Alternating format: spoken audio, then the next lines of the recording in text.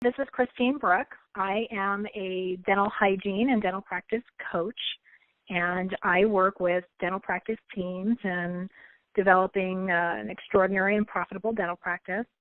I do that by working mainly with the hygiene department in creating efficiency systems and protocols to create that flow and fun in the practice. And I also work with the doctor in creating some leveraging strategies and supporting them and focusing on what they love doing most. And my commitment and my goal with working with practices is really to support them in creating a peaceful environment and a thriving practice and a practice that they are in love with. So that's basically what I do. And I'd like to introduce Neal Inscoe. He is the founder of Equity at getequity.com. And Neal is the managing partner at Equity with over 30 years of successfully working with business owners from startup to growth and expansion and even into transition. He is a certified wealth preservation planner, and he is more than well equipped to educate and guide dentists on the numerous alternatives that are available to them. And his clients are left empowered with the right knowledge so they can make the right choices for themselves. I just have to say this as well. One of the things I love about what Neal does and what he's created with Equity just really is a solid team of professionals who genuinely love supporting practice owners. And that is the theme that I hear over and over again from a lot of his clients is just their balanced approach and how they gain a lot of clarity and confidence from what Neal and his team do in working with them. So, Neal, thank you. I appreciate you giving me this opportunity to speak with you today. Well, thanks, Chris. It's a pleasure to be here, and I love what you're doing. I'm excited for the service that you provide and the passion you bring to your clients. Well, thank you. So I wanted to get started by asking you a few questions that can support us in having our clients know a little bit more about what you do. I'd like to kind of jump right in and just ask you some of the things that you work with specifically with dental practice owners, and maybe looking at maybe what are some of the top things that dentists might need to know in order to have a successful practice. Maybe top 3 things that you would say that would support them in that. Well, dental practice owners are like every other business owner from the standpoint of they're busy people. They're wearing multiple hats. They're working with the staff. They're running a business. They're dealing with the day-to-day operation. And even though they have a good support team around them, they're still kind of the captain of the ship. And they really need to be looking at all areas of their business. They've got their head down a lot, really being a great clinician and taking care of their patients, and then focusing on education and then driving the profit. And they've got a lot of hats they're wearing. And so, when you look at business owners who are very busy, they really need to be able to find people around them who can help them, like they do with a consultant like you, having somebody come in for hygiene. They need somebody within their team, whether it's their spouse or a business consultant or somebody who can really help them to stay focused and accountable. Because typically what happens with a business owner is that we either delegate that responsibility of running the business because we're working really hard at being the best we can. And when you delegate it, you lose control of it and you don't know what's going on. Or you sacrifice knowing what's going on by only knowing what you need to know to kind of get by. And when you do that, you unfortunately, you lose money and you pay more. And so you really need to create a team around you who can help you to design the right way to run your business from, like, say, a cash flow compartmentalization process, or using some matrix like, say, a Blue IQ, where you can metrics.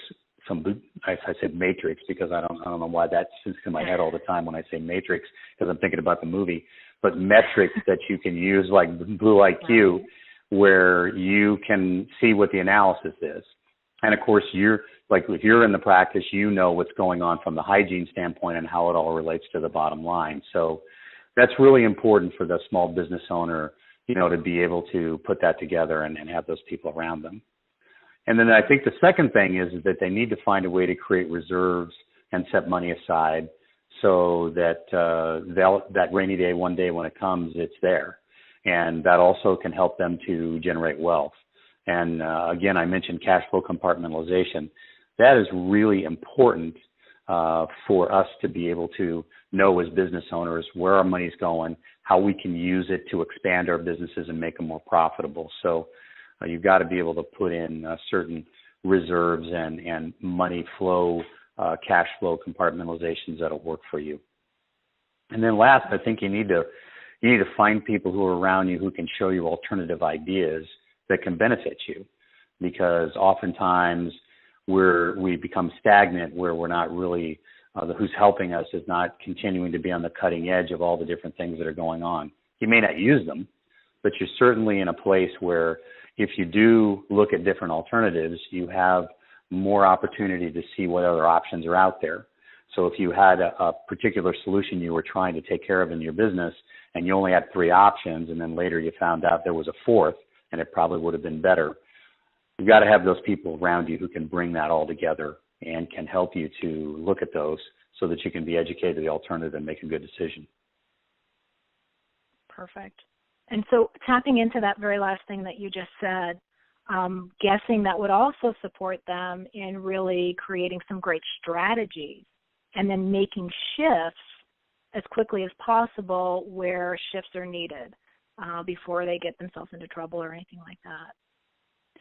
Well, you're right. Small businesses are in a position where, unlike large businesses, they have the ability to change directions and be pretty nimble and light, versus a very large business with 300 employees doing, $300 million a year really can't make those shifts. And so you're 100% right, because those days are going to come, and when they do, you're prepared for them. Yeah, I like that. Yeah, so that's a great advantage in being a small business owner, as a dentist is. So, and just kind of recapping, the very first thing that you mentioned was really aligning yourself up with a team of experts, if you will, and advisors who can support you. And, that goes back to leverage, as I mentioned earlier, is really supporting them and creating some leverage in their business and being able to make some really powerful decisions in their business and even in their personal life. So finding that team of people. The other area you mentioned is also setting aside some reserves and allowing that not only to be there for safekeeping and protection and protecting them, but also generating wealth. And then that last area we talked about is just staying open, expanding your knowledge, and having those key people there to support you in making shifts and strategies in growing your practice. Cool. And so as you work with these doctors and their dental practice and growing their wealth, what are some of the tools or specific things that you work with them on in guiding them in creating that type of wealth they need in their practice? Well, I think they need to be looking at the areas of their business that can grow and continue to add to the bottom line profit of the business.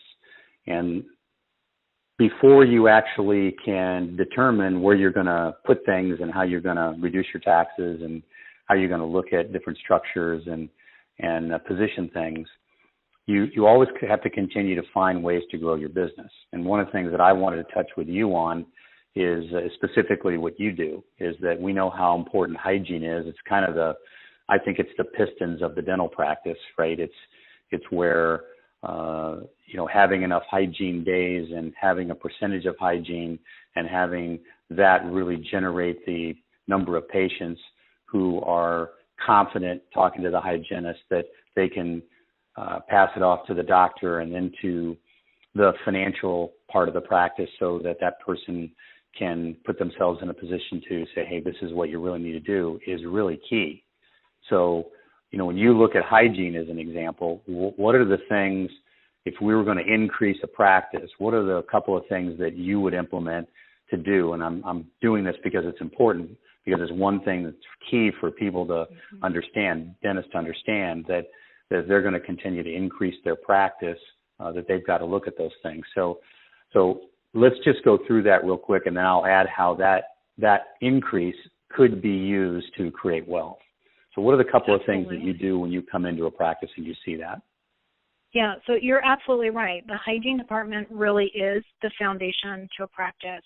The idea of it being a loss leader is just, I don't even know how to address that, because it makes no sense to me. When I work with practices and look at their hygiene department, what we're looking at is what are they already doing that's working really well, and how can we tap into that even more?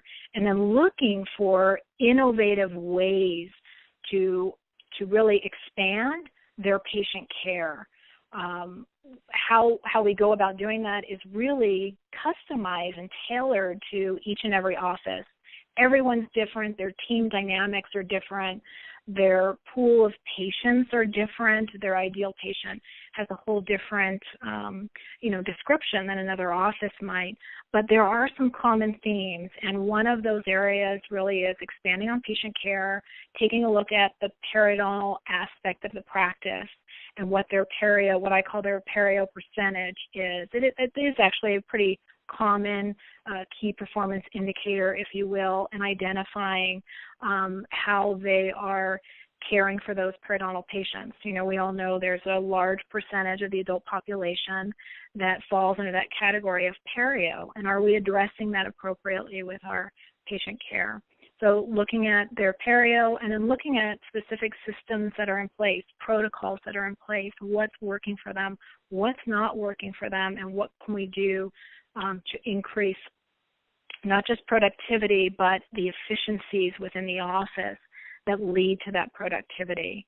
And really, for me, it all starts with patient care and looking at perio systems and building on the value of the practice. I absolutely believe that it is the key to growing your practice. Having those patients come in and trust you by returning recare after recare appointment really says a lot. And so how do we take care of those patients on a day-to-day basis and making sure that we're not losing them? It's a lot harder to gain a new patient than it is to tap into the existing patient base that we have and building value for our practice. So I hope that answers your question. Well, it does. Once you do that, however, what kind of percentage increase have you seen over the years from a practice that, say, hasn't been doing it very well to one that is doing it at the highest level? I've worked with practices that when I come in, they start at under 10% of a perio percentage, for example, and we get to over 25%. Our goal is between 25 to 30% in most cases, I'm generally speaking, of course. But we can jump in percentage pretty significantly just by making a few simple shifts in what they're currently doing, and then expanding on that and looking at creating protocol that everyone is on the same page. And of course, it depends on, the size of the hygiene department, how many hygienists there are in the practice, and if that's a concern. The more hygienists you have in a practice, it really is key in getting everyone calibrated, both in what they're doing clinically and their mindset and the communication that they have with the patients. Getting everybody all on the same page and operating like a well-oiled machine. So then you're talking about at least a doubling. If you're going from 10 to at least 20, Absolutely. That's a double, and then obviously more than that. So you're talking about 100, plus 100%. And to the bottom line, that means that you're significantly increasing not obviously the gross, but the net profit to the business, correct? Right. It's just, and it is the byproduct of just caring for our patients and treating them what they need, educating them. It's just a direct result of that. Well, so the reason why I was thinking this was important to bring up is that when we look at practice management and we look at different areas, and I know every dentist always wants more patients, and every dentist always wants every patient to be able to come to them for all their care, and most good dentists have that. But the key is if we can identify specific areas where we can work with a dentist, such as what you're talking about, then it increases that bottom line. And my feeling and the way I try to talk to dentists about their planning and their wealth is that if you can maintain that lifestyle and you can maintain that business and it has an upward swing to it because of these types of programs, then you're creating a surplus. And that surplus that you're creating is where you start to generate that wealth. So it's very important to think about it from a surplus standpoint and using these programs. So when you ask me what tools do we use, the first thing I'm looking for is somebody like you who's showing me how the business owner, if they don't have as much money as they need on a surplus basis to grow their wealth, how do we do it? And the money that they're going to pay you is far going to be worth the value that they're going to receive by continuing to have more money on the bottom line. Right. Oh, I love when you look at it from that perspective. It's great. But yes, I hear from clients all the time. Every time I'm recapping and working with a doctor, I over and over again hear he or she comment, "I'm just so glad you're handling this. I'm so glad you're handling this." And it gives me an opportunity to come in and really free them up from feeling like they have to micromanage the practice and the stress and the overwhelm of, like you're saying, where is that surplus going to come from in order to reinvest back into the practice, reinvest into their own retirement, and all of that. So. Mm-hmm. Yeah, it's really important. So the areas that we look at is we look at cash flow efficiencies. So we're looking at where they're growing, where their cash flow is going, how they compartmentalize it, what they need to do to know where their capital is so that if they're going to hire somebody like you or they're going to add a program or something else, they need to know how they can invest back in their business. And good entrepreneurs, good business owners know where their cash flow is. So we actually create a cash flow compartmentalization process for them to follow based on what they want to do and with their business. Then we also look at what we call a lost test, and that's how you determine how much unnecessary income tax you're paying as a business owner. And I don't know many CPAs that are giving loss test or calling it that, but we've been using it for years, and it really helps us with tax savings and to look at where there's leaks in cash flow and how we can apply them to either tax deductible or what we call the executive type plans that are perfect for dentists that have tax advantages to them.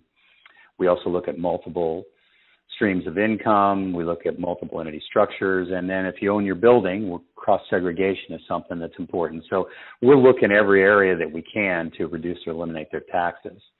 And then I'm just a big fan of not losing money on investments because that really retards and slows down the ability for a doctor to retire early. And I love Warren Buffett when he said that rule number one about investing is don't lose the money, and rule number two is refer to rule number one. And so, he didn't become a billionaire by losing money. So the idea is that if we can find safe and secure sleep at night type investments and opportunities that don't lose money and have consistent growth, investing's, a marathon. It's not a sprint. So I've just seen over and over when we go to transition practices that what happens is that we're getting ready to do it, and then, the 07 through 09 period comes along, or the 2000 to 2002, where the markets have lost 50%, and it really delays the ability for a dentist to be able to retire. So we just really want to look at all three of those things: cash flow efficiencies, our tax savings and loss test, and then designing sleep at night type opportunities for dentists. Right. I love this. And I love the idea of having a team like yours in place because just like I come in and I provide some peace of mind for the doctor and knowing that I'm handling those things that he or she just can't or doesn't want to or really shouldn't be addressing, it's very much the same thing. These are areas that most doctors, in my experience, just don't either have the time, the knowledge, and the experience to be able to pay attention to all of these moving parts that, in effect, have everything to do with their retirement, their securities, their families, and this is just so huge because it really hands that over to you and your team that have an opportunity to give them all the information they need to make really powerful decisions. So I think it's awesome. And, one of the things that I see and I hear from a lot of doctors is they feel like maybe they do have a CPA in place, and it's almost like, you don't know what you don't know, and they believe their CPA is supporting them in identifying, like you're saying, like leaks in cash flow and looking at specific areas for them. What does set you apart, or how do you work differently in that area as far as like your loss test you were talking about and tax savings? Can you share a little bit more about that? Sure. I've been actually working on the last year or two a part of our business, a division that's going to be working with CPAs and going through research on CPAs and talking to a number of CPAs and working with a group here in our area who work with CPAs. We're kind of join forces with them to bring us even more people who can help us. The issues with CPAs are that they're really busy business owners too, and they're pretty much buried from January 1st to April 15th. And then they surface and take a vacation, and then they're back on the people who have extended all the way to the next extension, and then the next one to October. So they don't really have a lot of time to get out there and really focus on the kinds of things that would help their clients. And it doesn't mean that they're not doing it on purpose. It just means that they're busy making sure tax returns get filed, and that if they have an accounting division, that the accounting is getting done, and that tax return is getting filed on a timely manner. That's really the only responsibility that they have. And so what we've found is that we can come in and work with them and show them things that they can't know what they don't know, which is what you just said. It was perfect when you said that. I was thinking that.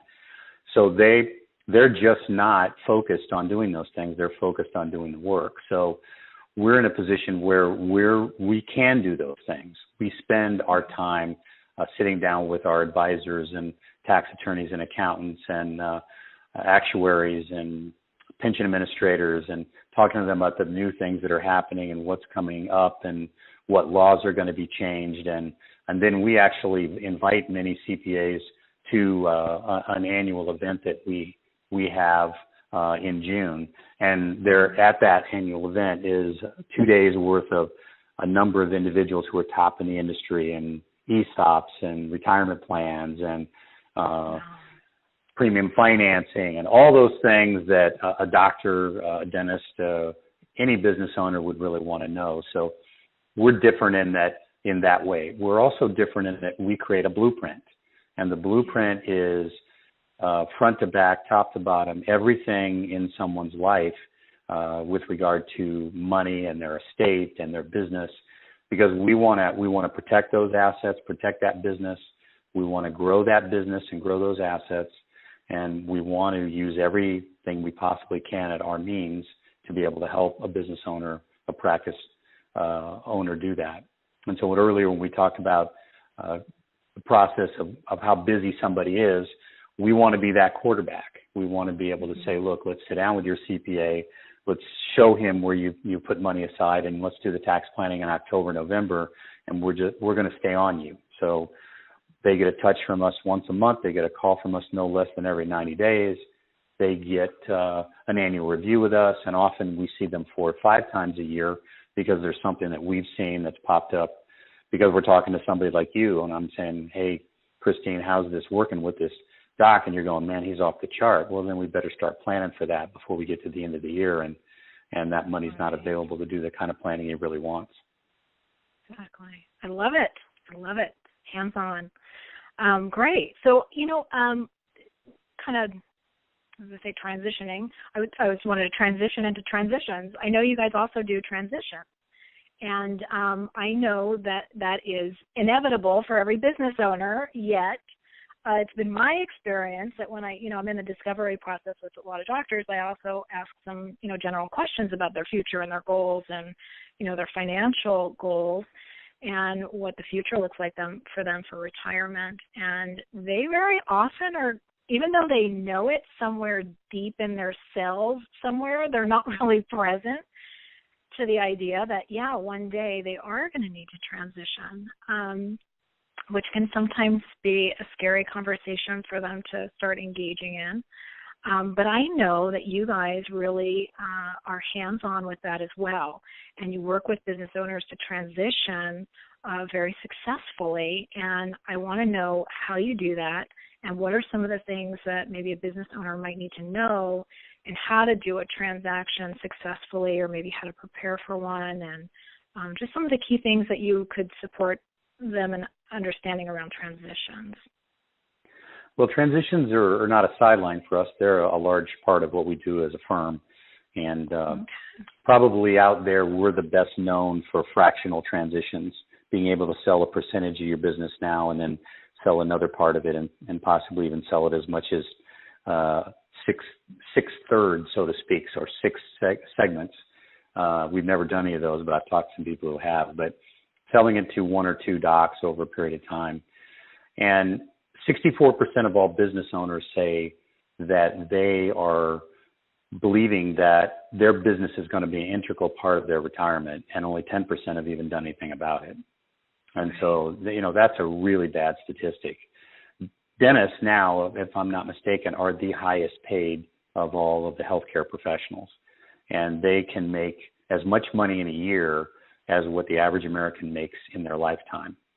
So a very small percentage, less than 10% of them at age 65 can actually retire on the same amount of money that they enjoyed while they were practicing. So the thing you have to do is you've got to say to yourself, how am I going to transition? What type of transition works for me? That's the first thing. Is it a fractional? Do I want to have younger dentists around to help them? Do I want to slowly move out into a managerial role? Do I want to own multiple practices? Would I like to have multiple practices and sell them to a DSO or an MSO like a Heartland? Do I just want to have enough money personally so that I could close the door one day and walk away, or give my patients to somebody else for $50,000 and know that I've got all the money that I need and my practice is not a big part of it? I mean, you really got to sit down and say to yourself, what am I thinking?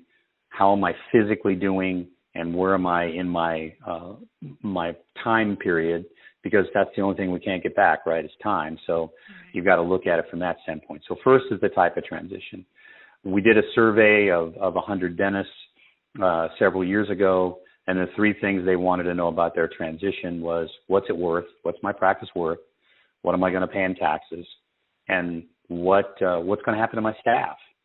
Here you've got these people that have worked for you for years, and they're like your family. And so you want to make sure they're taken care of if they want to continue to work. So we want to know what it's worth. We want to know what we're going to pay in taxes, and we want to take care of our staff. And then I think the third thing that's important is that you need to have some pre-planning on the financial implications of the transition. What is it going to look like if we sat down and had a meeting today and we put together all of our assets, including our practice, and we sold our business and we said, all right, I'm not going to work. What does that look like financially? Where's my income coming from? How much would I pay in taxes? How much do I need to live on? And from what other assets are out there? And I just completed a video on the financial implications of a transition, selling of a business. And so if anybody listening to this wants it, and I'll certainly send it to you as well. And it outlines the things that we need to look at and why. And it's a calculation that we do for all of our transition clients, as well as a tax calculation. Because I find that oftentimes the brokers that are out there will say, well, no, the dentist has got himself a financial person and a CPA, and they'll figure those things out. But 9 out of 10 times, I find that they did not know the taxes they were going to pay. And I think it's almost borders on negligence personally if you're not going to help somebody sell a business and let them know what those things are. So I know those are strong words, but I just think we have to be responsible and, have some meaning with our clients and the help that we're going to provide them that's meaningful for them. And so I just think that's so important. So those three things are really the things that we really look at and in determining what it is we do in a transition. Right. And you know what, I have to agree with you. There's nothing scarier than getting to that point and then realizing, the tax implication of that. I have actually heard that time over and over again by doctors, and it's really sad and very scary. So when is the best time to have this kind of conversation with them? Is there any time that's too soon, or when's the best time? Well, you never know what's going to happen in your life. And I was referred to a doctor 2 years ago who was 41 years of age and kind of a big outdoor guy, and he was cutting down a pretty good-sized oak tree, and it fell on him, and he broke his back. And he never thought at 41 that he would ever have a problem. Now, the good thing is he had family around him who were dentists and friends who were dentists, and they worked in his practice for a year while he recovered, and his disability kicked in, and his family really supported him, and now he's back practicing, and he's had some surgery, but he's not sure, whether or not that's going to rear its ugly head again, and then he's not going to be in a position to practice. So while he was on his back, he started thinking in terms of, what am I going to do with my life? And if I couldn't practice, what's important? So we've started a transition plan for him where we're going to, and he's already done it, purchased another piece of property, and we're going to start acquiring and setting up other practices in the area so that he can move into doing the things he really loves, which is pretty extensive full mouth restoration and implants. And then he's going to have associates come in and buy in over time and be partners with him so that if something should happen, he can always go to the practice, and even though he won't be able to practice, he can still run it and be involved in his knowledge. And it's amazing what he's been able to do in a 10-year period to be able to grow his practice. So I was excited to have him when he called and said, this is what we want to do. And it's a challenge, but the point is that he was forced to do that. What we don't want to do is we don't want to be forced to have to do it. We want to be in control of it. We want to have talked about it. And no matter how old or young you are, it's always a good time to think about it. The ideal time is if everything goes perfect, you want to be thinking probably about 10 years out. You want to be thinking in terms of 10 years from now, I want to be out. So if you're 45 and you want to be out at 55, you need to be thinking about it. Because a 10-year period is just about right to position things and to be able to get the practice in a place where you have all of the options to have complete control of it and get the highest value and pay the least amount of taxes. Right. That's so key. What a great example, too. I've seen this happen with a doctor that I know of. He was diagnosed with cancer, and he, not only gets the scare of his life in that perspective, but the very first thought he had was not just for himself, but you mentioned it in, the very beginning of the conversation, that these doctors wear so many different hats, and they have everyone counting on them, their spouse, their children, their entire team, their associates they may have in the practice, and their patients, and that is where their mind goes. And if they are the only one, in the household that's has a business and is working and driving that income into the home, what's going to happen to everything? And you're absolutely right. Being in control of it and not being forced to be in a situation where now you're making decisions based out of fear and coming from that space, it's just not a good place to come from. Luckily, everything worked out for him, but you hear these stories over and over again, and that's what I love about having you guys in play, because this is your area of expertise. It is not an area that is not in my wheelhouse at all. And to be able to have these kinds of conversations with doctors where I can at least, introduce them to someone who can really support them in all of these areas, because I don't want them to just be successful with their hygiene department. I want that to have an impact on every area of their practice, which in turn has an impact on their personal life as well. And that includes all of these moving parts and pieces that we're talking about here from a financial perspective. And to be able to just kind of slide you into the picture and support the growth that I'm working with them on in achieving their goals and really setting them up for success, whatever that looks like for them. So I want to thank you so much. This has been it's always powerful for me because it's an area that is, like I said, not my strength. So I always learn something new every time I talk to you, and I absolutely love having the value of someone like you to be available for my clients and those that I'm working with, and even those that aren't my clients but colleagues. I want to support them in having every advantage they can and aligning themselves, like you said, with a team of people who can really support them in achieving their goals and having a really fulfilled life. Well, thank you. It's a pleasure, and I enjoy this. And you know, Brian, that's how we were introduced, my new partner. And Brian has got a lot of energy, and he's 17 years younger than I am. And I went through a transition with 50% of my business with him, and that's what you want. You want people who can take your legacy and take your vision, and more importantly, take your business that you worked really hard to put together and have over, in my case, a 30-year time period, and pass on the culture of being able to help people. If anybody who's listening to this wants to connect with me, they can, to get any videos, or they even have a question. They certainly can contact me, and they can do that by calling the office at 800-845-2895, or they can send me an email, Neal at GetEquity, and that's GetEquity.com, not equity with a Y, equity with an I, or go to our webpage, which is GetEquity.com. Perfect. Thank you so much, Neal. I really appreciate your time with us. It means so much to me. My pleasure.